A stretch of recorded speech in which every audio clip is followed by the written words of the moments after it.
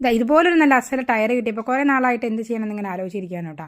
നമ്മുടെ കുട്ടികളുടെ 3 wheeler cycle ഉണ്ടായില്ലേ, അതിൻ്റെ ടയറാണ് കേട്ടോ, നല്ല സ്ട്രോങ് ആയിട്ട് ടയർ.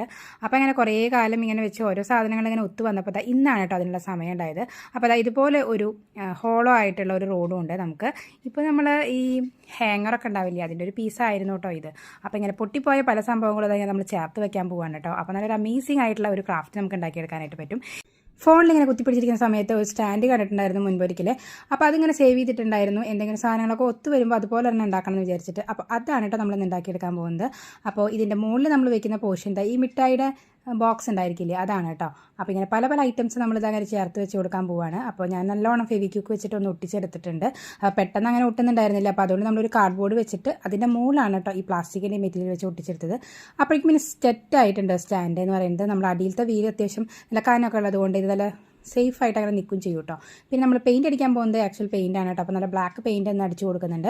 അല്ലെങ്കിൽ നമ്മുടെ കയ്യിലായി ഈ പ്ലാസ്റ്റിക്കിൻ്റെ മുകളിലത്തേക്ക് ആ പെയിൻറ്റ് കയ്യിൽ പെടാനുള്ള ചാൻസ് ഉണ്ട്. അപ്പോൾ നമ്മൾ ഈ പെയിൻറ്റ് തന്നെയാണ് അടിച്ചു കൊടുക്കാൻ പോകുന്നത്. ഒരു പ്രശ്നം എന്താണെന്ന് വെച്ച് കഴിഞ്ഞാൽ 2 കോട്ട അടിച്ചിട്ട് കുറച്ചധികം നേരം ഉണക്കാനായിട്ട് വെക്കണം, എന്നാലേ ഇത് സെറ്റ് ആവുള്ളൂ.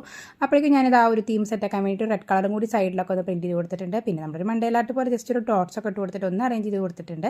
അപ്പോൾ ഇത്രയപ്പോൾ ഞാൻ വിചാരിച്ച പോലെ ഒരു അടിപൊളി സ്റ്റാൻഡ് റെഡി ആയിട്ടുണ്ട് കേട്ടോ. നമുക്ക് നമ്മുടെ ഏതെങ്കിലും ഒരു കോർണറിലോ അല്ലെങ്കിൽ നമ്മുടെ ടേബിളിൻ്റെ അടുത്ത് വെക്കാൻ പറ്റുന്ന ഒരു കുഞ്ഞൻ സ്റ്റാൻഡ് കണ്ടില്ലേ. ഇനി നമ്മുടെ കലാപ്രകടനമാണ്, എങ്ങനെ തിരിച്ചാലും ഇത് അത്ര പെട്ടെന്ന് ഇളകി പോരില്ല. നല്ല ഉറപ്പായിട്ട് ഇതാ ഒരു സോക്കറ്റിൽ ഇങ്ങനെ ഫിക്സ് ചെയ്തിരിക്കുന്നുണ്ട് കേട്ടോ. ഇനി നമ്മളിതാ ഒരു ഫ്ലവർ വെച്ച് നോക്കി, പിന്നെ ഒരു ബുദ്ധയുടെ ഒരു ഫ്രെയിം വെച്ച് നോക്കിയിട്ടുണ്ടായിരുന്നു.